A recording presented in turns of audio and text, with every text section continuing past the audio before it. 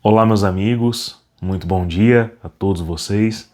Sejam bem-vindos a essa meditação, hoje nesta terça-feira da 17ª semana do Tempo Comum. No dia de hoje, vivemos uma solenidade importantíssima, é dia de Santa Maria, Marta e Lázaro, os amigos de Jesus.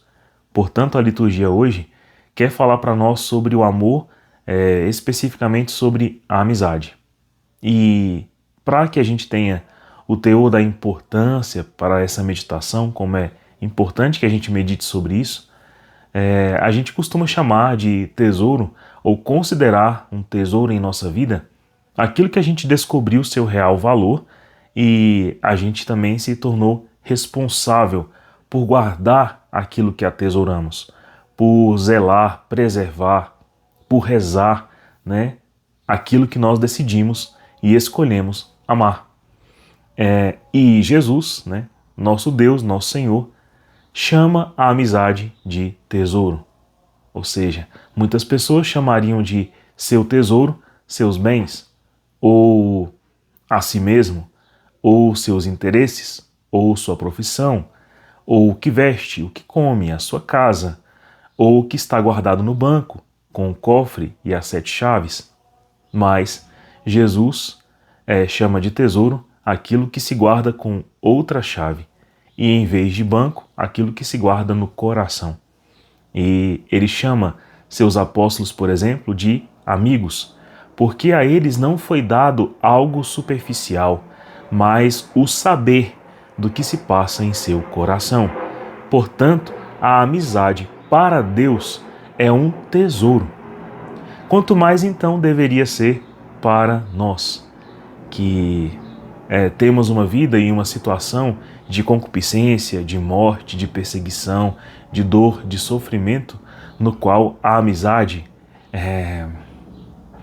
cai muito mais do que uma mera companhia, mas como um complemento de si mesmo. Então, para nós, a amizade faz ainda mais sentido. Por isso, Jesus a incentiva em nosso coração. Deus é completo em si, mas mesmo assim, ele, não fugindo de sua natureza, mas cumprindo-a essencialmente, quis amar-nos e, nesse objetivo, nos criou. Mas nos criou para a proximidade de um relacionamento com Ele que efetivamente nos transmuta, nos condiciona, nos faz comungar da essência dele mesmo. E é por isso que a alma precisa amar a Deus, ser amiga de Deus, né? Como São Francisco de Sales recomendava a alma de uma fiel em seu livro Filoteia, e como também todos os servos, os amigos de Cristo também devem fazer as suas almas tornarem-se amigas de Jesus. Amar como Ele ama, no mesmo grau e na mesma intensidade. Isso é purificador, isso retifica os defeitos de nossa alma, né? Então, a nossa amizade com Deus é aquela que produz em nós a plena felicidade. Então, a amizade traz isso, traz alegria, traz sorriso, traz companhia, traz sentido, traz força, traz coragem, dá sabor, ela tempera a nossa vida, tudo isso. Por isso não existe ninguém no mundo, nem os maus, que não queiram a amizade. Todo mundo quer. Mas a amizade com Cristo, ela produz algo que só Cristo pode compartilhar com seus amigos, que é a vida plena, que é a vitória sobre a morte, sobre o pecado, sobre nossas falhas, sobre as misérias. Então, entre todos os tipos de amor que existem, né? Tipo amor de pai, amor de filho, amor de mãe, amor de esposo, amor de esposa, creio que o mais holocaustico, aquele que mais demonstra misericórdia e doação de si, é amor de pai e de mãe, né? Mas o amor que mostra um igual comprometimento das partes é o matrimônio. Mas ambos, né, não existem sem amizade. Sem esse amor que devota, sim, um compromisso, sim, a responsabilidade, sim, o sacrifício, né, que é necessário para poder amar o próximo, iguais responsabilidades, entrega total, mas é livre, né? E isso se produz por meio da amizade. Por isso, pensa bem, Jesus gastou 30 anos de sua vida em relacionamentos familiares ali, né? Com seu pai, São José, com sua mãe, a Virgem Maria, com a família, com a parentela. Essa formação foi frutífera, perfeita aos olhos de Deus, porque Deus assim escolheu e ele sendo perfeito, ele faz o que é perfeito.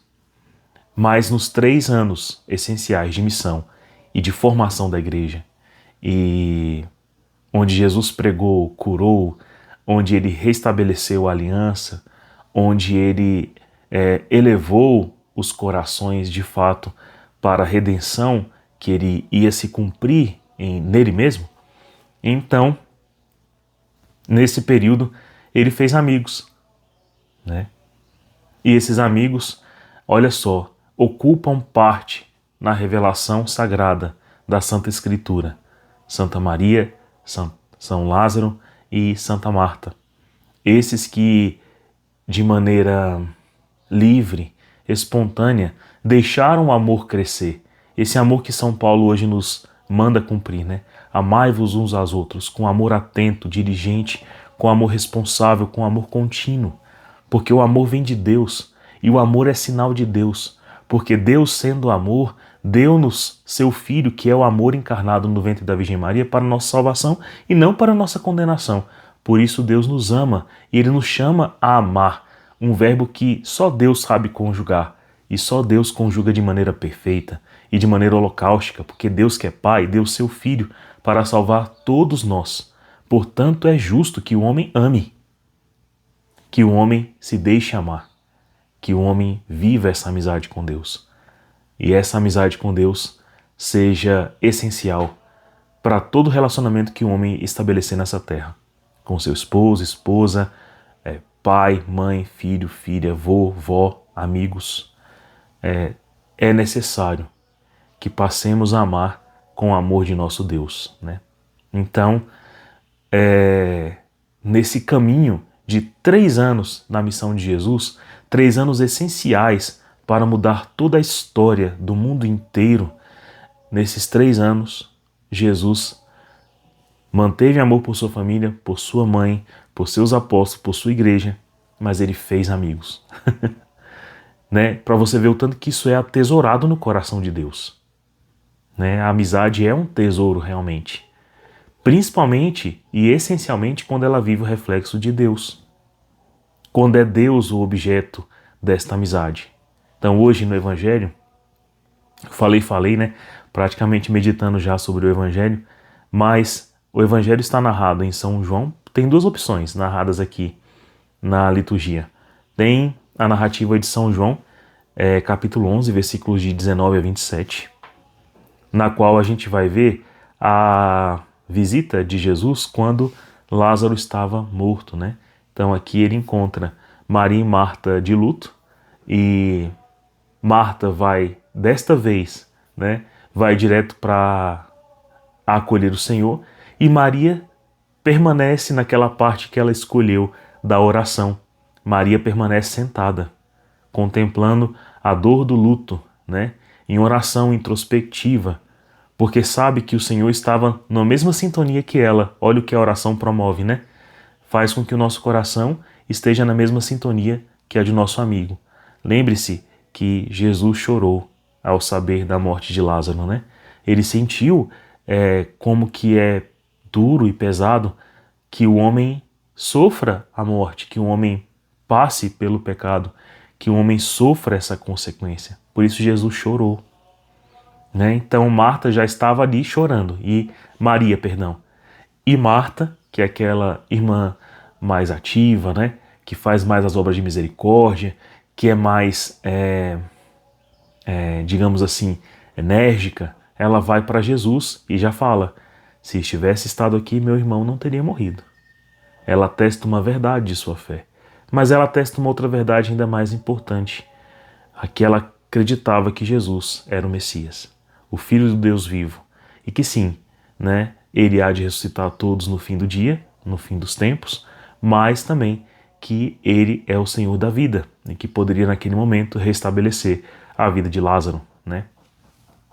Então, pode ser essa leitura, como também pode ser a leitura daquele encontro que nós meditamos já há algumas semanas atrás, que foi tema do Evangelho Dominical, de Lucas 10, versículos de 38 a 42, no qual ele visita Marta e Maria. Lázaro também não estava lá, né? Nessa ocasião não era por causa da morte, né? Mas Marta está servindo, que é algo que se dá a Deus para não se apresentar de mãos vazias, e Maria estava rezando com Jesus, ouvindo sua palavra, que é uma coisa que Jesus chama de melhor parte. E aí, nessas duas opções, né, duas opções de evangelho, a gente percebe uma coisa única, que Jesus tem esse tesouro de fazer amizades.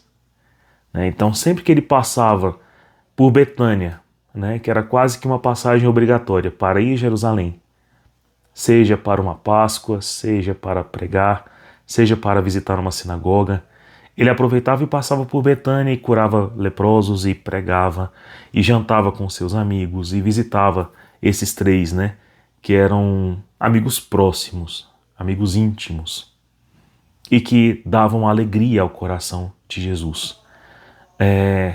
Esta amizade mostra para nós que o objetivo de Cristo, mesmo sendo salvar todos os homens, salvar toda a humanidade, dar o seu sangue, dar a sua vida, dar o seu espírito em Jerusalém,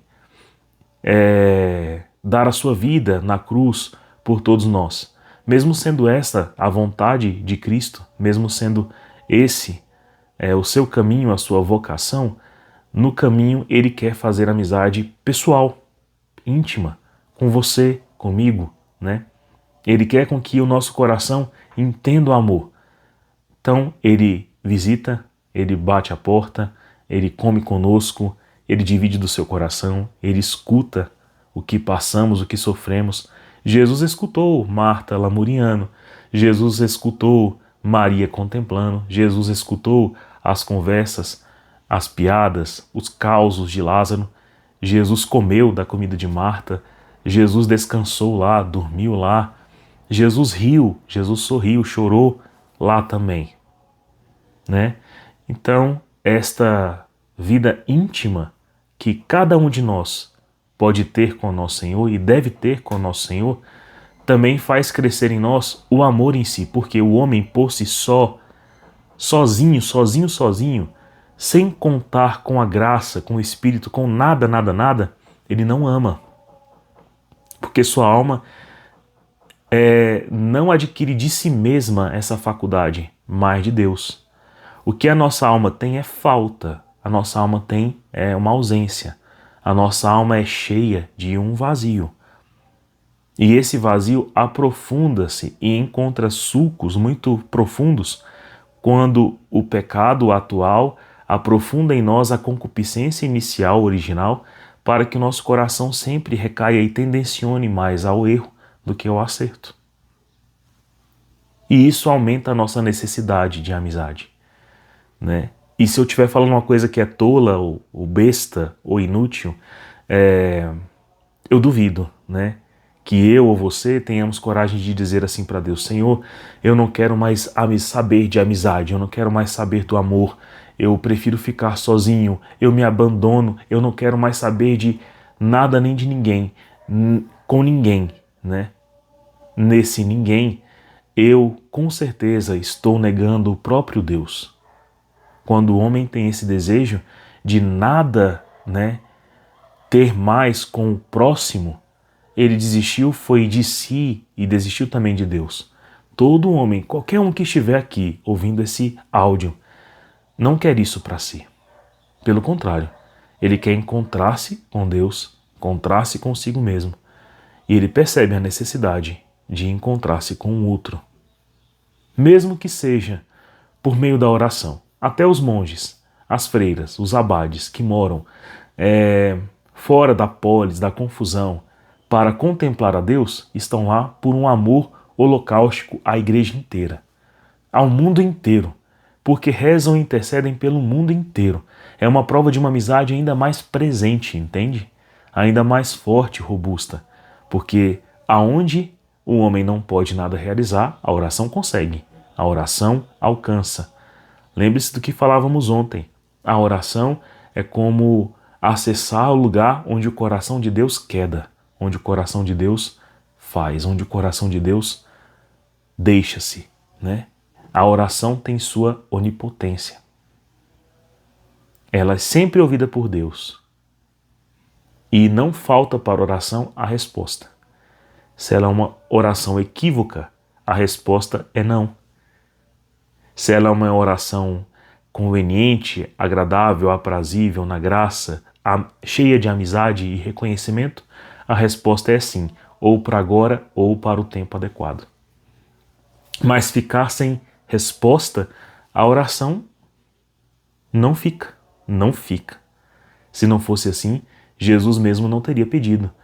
Tudo que pedires em meu nome, ao vosso Pai que está no céu, eu vos darei.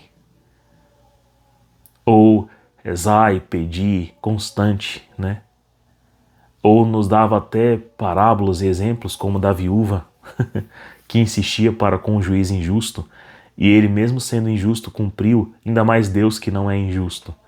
Ou quando ele nos fala que nós que somos maus sabemos fazer coisas boas, imagine Deus quando seus filhos não pedem uma coisa boa, como o Espírito Santo, Deus atende prontamente. Portanto, meus irmãos, o que gera isso em nós, né?